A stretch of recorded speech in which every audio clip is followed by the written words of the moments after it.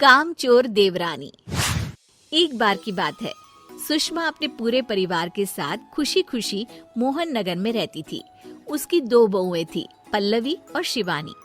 एक दिन दोनों बहुएं रसोई में काम कर रही होती है कि तभी उनकी सास सुषमा उन्हें बुलाती है। अरे बहू, जरा इधर तो आना। शिवानी, जरा जाकर देखना सासू माँ क्या कह रही हैं। दीदी आप ही देख लो ना जाकर, आपको भी तो सुनाई दे रहा है। अरे मैं आटा गूंद रही हूँ ना, तुम चली जाओ। हाँ तो मैं भी तो सब्जी काट रही हूँ ना दीदी। अरे बहू जल्दी आओ। ओह, ये तो जाएगी नहीं, मैं ही जाकर देखती हूँ कि क्या करना है। पल्लवी सुषमा के कमरे में जाती है। जी मम्मी जी, क्या हुआ? शाम को घर पर कुछ मेहमान आने वाले हैं, तो तुम अच्छा सा खाना बना लेना बहू। ठीक है मम्मी जी, आप बता दीजिए क्या क्या बनाना है और कितने लोग आ रहे हैं।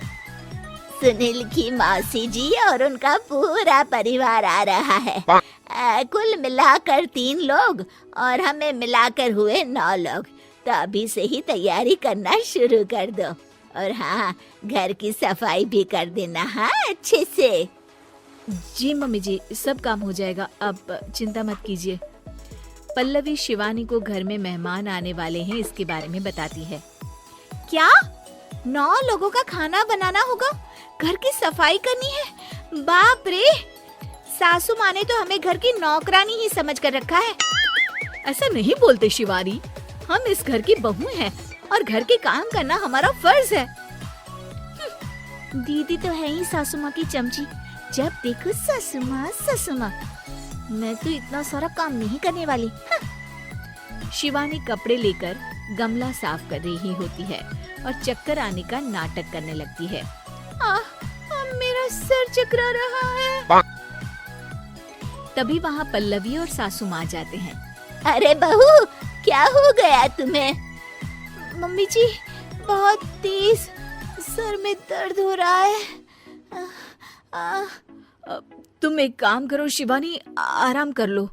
नहीं नहीं दीदी, घर में मेहमान आने वाले हैं, मुझे आपकी मदद करनी चाहिए। अरे कोई बात नहीं शिवानी, तुम आराम कर लो, मैं सब काम कर लूंगी। ठीक है दीदी, अगर आप इतना कह रही हैं तो आराम कर लेती हूँ। शिवानी आराम से अपने कमरे में मैगजीन पढ़ रही होती है। इसे कहते हैं आराम की जिंदगी। इतना सारा काम। चलो, सारा काम खत्म हो गया, शिवानी को देख आती हूँ। शिवानी अपने कमरे में ईयरफोन में गाने सुनते सुनते सो जाती है और उसके साइड में मैगजीन भी रखी होती है। पल्लवी वहाँ आ जाती है और वो सब देखती है। ओहो, तो मतलब सब काम चोरी का बहाना था। अभी बताती हूँ इसको। घर का सारा काम मुझे करना पड़ा और ये महारानी यहाँ मैगजीन पढ़ रही है, गाने सुन रही है। पल्लवी रसोई से एक प्लेट और चम्मच लेकर आती है और शिवानी को थाली बजाकर उठाने लगती है। शिवानी अचानक से उठती है। उठ गई महारानी, गाने भी सुन लिए, मैगजीन भी पढ़ ली। तुम तो बहुत बड़ी झूठी निकली शिवानी। तुमने सर दर्द का बहाना बनाया ताकि काम करने से बच सको। हाँ बनाया बहाना, तो क्या करती, इतने सारे काम करती। मुझे कोई शौक नहीं है चापलूसी का। क्या चापलूसी? तुम्हें लगता है कि मैं सारे काम चापलूसी के लिए कर रही हूँ? और नहीं तो क्या। तभी वहाँ सासू माँ आ जाती हैं। अरे बहू, वो लोग बस आने ही वाले हैं, तुम तैयारियां कर लो। जी सासू माँ, तुझे तो मैं बाद में देखती हूँ। सब खाना खाने बैठते हैं और खाना शुरू करते हैं। तभी सुनील की मौसी बोलती है। वाह भाई वाह, खाना तो बहुत ही अच्छा बना है सुषमा जी, एक एक चीज में क्या स्वाद है। ये सुनकर शिवानी मुंह बना लेती है। उसे अपनी जेठानी की इतनी तारीफ रास नहीं आती। आपकी बहुएं तो बहुत ही अच्छा खाना बनाती है। हाँ बनाती तो दोनों ही अच्छा है, पर आज ना ये सारा खाना बड़ी बहू ने बनाया है। छोटी बहू की तबीयत ठीक नहीं थी, सो इसलिए। मानना पड़ेगा सुषमा जी, आपकी बड़ी बहू तो बहुत ही गुणवान है। पल्लवी की तारीफ सुनकर शिवानी को जलन होती है। पल्लवी ये सुनकर खुश हो जाती है और शिवानी की तरफ देखकर उसे चिढ़ाती है। कुछ देर बाद मेहमानों के जाने का वक्त हो जाता है।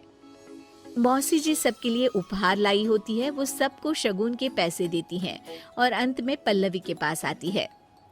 तुम्हारे लिए शगुन का लिफाफा तो है ही, पर बहू तुम्हें एक और उपहार भी मिलेगा इतना अच्छा खाना बनाने के लिए। मौसी अपने सोने के कंगन निकालकर पल्लवी को पहना देती है। ये लो, ये मेरे मनपसंद कंगन है, अब से ये तुम्हारे हुए। धन्यवाद मौसी जी। ये देखकर शिवानी तो पूरी तरह से जल जाती है और गुस्से से रसोई में चली जाती है। तभी वहाँ पल्लवी आ जाती है और उसे अपने कंगन दिखाने लगती है। देवरानी जी, अब आपका सर दर्द ठीक तो है ना? मुझे लगता है कि अब सर दर्द शुरू हो गया होगा आपका।